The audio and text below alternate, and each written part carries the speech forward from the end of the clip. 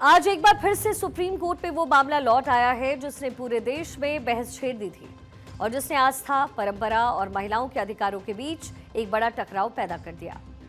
सबरीमाला से शुरू होकर के दाऊदी बोहरा, पारसी महिलाओं और मुस्लिम महिलाओं के मस्जिद प्रवेश तक फैले हुए धर्म बनाम समानता विवाद पर सुप्रीम कोर्ट में बड़ा संवैधानिक मंथन होने जा रहा है।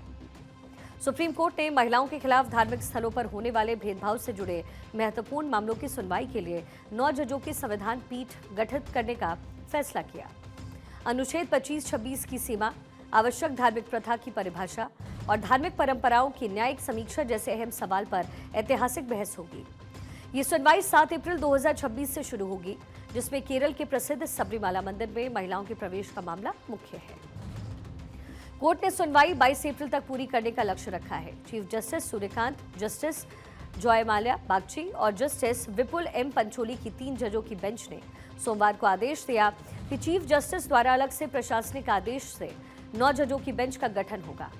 रिव्यू पिटिशंस या फिर उनके समर्थकों को 7 से 9 अप्रैल तक, विरोध करने वालों को 14 से 16 अप्रैल तक और अगर कोई रीजॉइंडर यानी कि विरोधी पक्ष के दावे का जवाब देना चाहे तो 21 अप्रैल को और अंतिम दलील एमिकस क्यूरी की ओर से 22 अप्रैल तक सुनने का कार्यक्रम है। कोर्ट ने 2 नोडल वकीलों को दोनों पक्षों के लिए नामित किया ताकि सुनवाई व्यवस्थित तरीके से हो पाए। सुप्रीम कोर्ट अब 2018 के उस ऐतिहासिक फैसले की रिव्यू सुनवाई करेगी जिसमें 10 से 50 साल की महिलाओं को मंदिर में प्रवेश की अनुमति दी गई थी। अब इस फैसले के खिलाफ 67 रिव्यू पिटिशन दाखिल हुई और उन्हीं पर 9 जजों की संविधान पीठ के सामने होगी सुनवाई।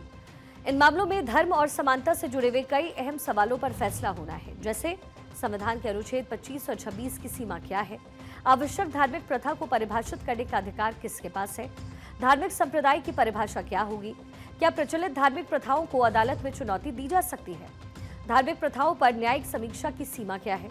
सुप्रीम कोर्ट में सुनवाई का टाइम टेबल भी तय है। 7 से 9 अप्रैल सबरीमाला मामले में रिव्यू याचिकाकर्ताओं की दलीलें, 14 से 16 अप्रैल विरोधी पक्ष की दलीलें, 21 अप्रैल जवाबी दलील, 21 से 22 अप्रैल अमिकस क्यूरी की दलीलें होंगी।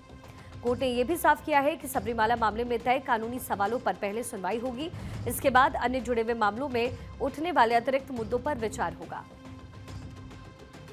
माना जा रहा है कि इससे केरल के मुख्यमंत्री पिनराई विजयन और कम्युनिस्ट पार्टी ऑफ इंडिया के नेतृत्व वाले LDF को फिलहाल राहत मिलती हुई नजर आती है।